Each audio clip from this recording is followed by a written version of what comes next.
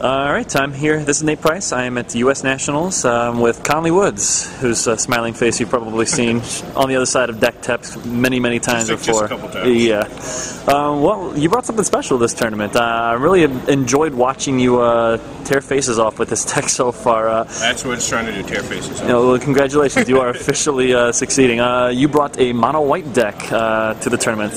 Yeah, a little different than the normal mono-white decks you see. Usually you see like either straight control or like straight aggro, like white weenie style, and this kind of like almost blends the two a little bit. All right, definitely very aggressive though. Let's start taking a look. Let's start over here with the card that makes the deck run, the win condition of choice. Ajiani's Primate's probably the main win condition, although Sarah's Ascendant is quite consistent when you pair it up with Ranger Rios. But both these guys kind of do like the workhorse damage of the deck. I mean, and Elspeth is nice or whatnot and can just win. And you can always just get some weenie beats. But one of these two guys is usually going to be winning.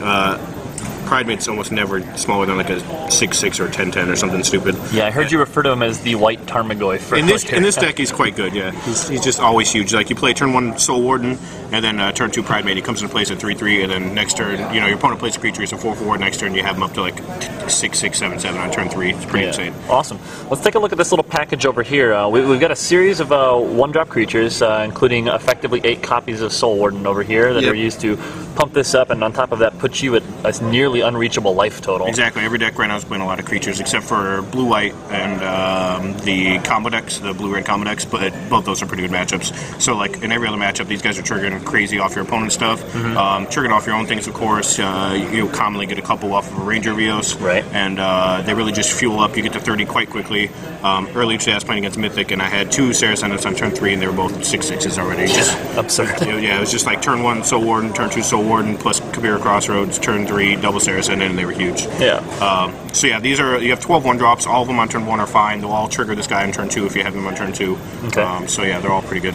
And, also joining your life gain suite down here, we have the core Firewalkers, which are really good against like Jund and almost everything is red right now. Blue, white, and Mythic are really the only 2 decks that don't have red. Okay. So while some people run like Lone Missionary in this style deck or like would look at him, I think this is just better. It doesn't die to Cunning Spark Mage, lives through Destructive Force, lives through Pyroclasm.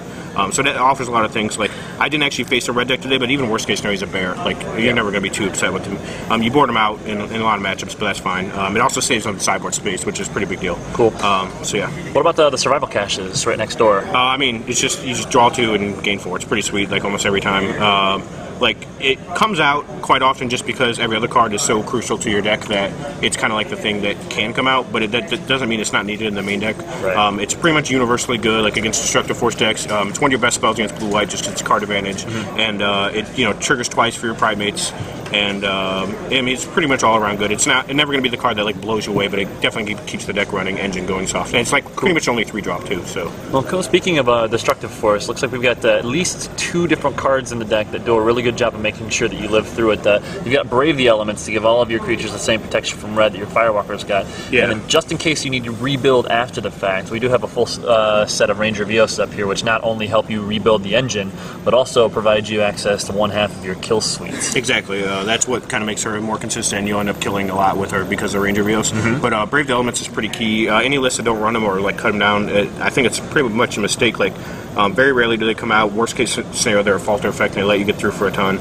I mean, they've been awesome. Like against blue white, you know, I had like 3 counter spells in hand once, and I Brave the Elements. He responded with a counter spell. Brave the Elements. He responded with Path, and I Brave the Elements again, and they just killed him for like 18. So that's essential. Then Elspeth's kind of like every white deck's engine. I mean, it just keeps the deck going. Making 1/1s is huge just because you gain life off your Soul Wardens.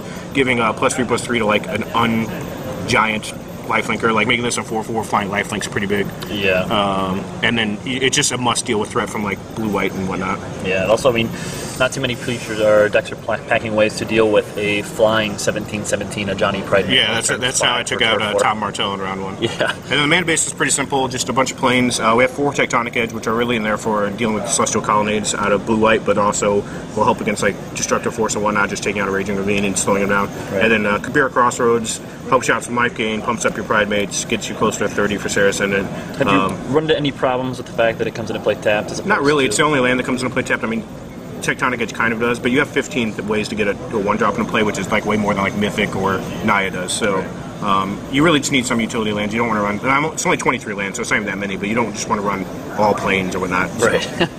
Cool. Well, let's take a look over here at the sideboard. We've got 15 cards, a couple of one-ofs. It looks like they're, I mean, most of these cards seem like they fill the same general purpose against, you're talking about how your worst matchup is blue-white, right? Yeah. It's not unwinnable. I won both my game ones against blue-white that I played today, actually. But game 2, you turn into a completely different deck. You have 4 Luminarch Ascensions that come in, and that's your basic plan.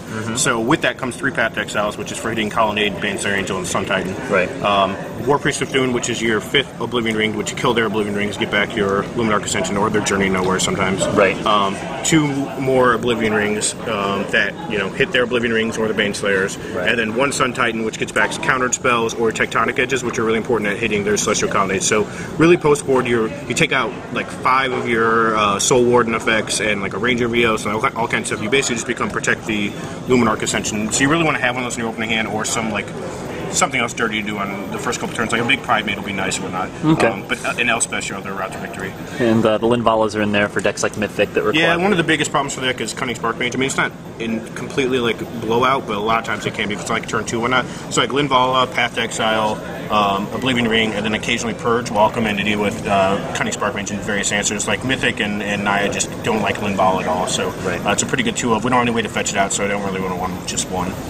All right. Well, this seems like you've been having fun playing this deck today. Yeah, it's pretty fun. There's a ton of triggers you have to keep track of between core Firewalkers and all your Soul Wardens, your Pride Mates and whatnot. So you really have to kind of pay attention and don't put the prowess on your opponent to keep track of everything. I had some situations come up with some other people playing the deck where Soul Warden's a must trigger, but Ajani's Pride Mate's a May trigger, so they had to back up a game to catch the Soul Warden, but then they were allowed to catch the Pride Mate. So there's a lot of triggers, so you gotta be ready for that kind of stuff.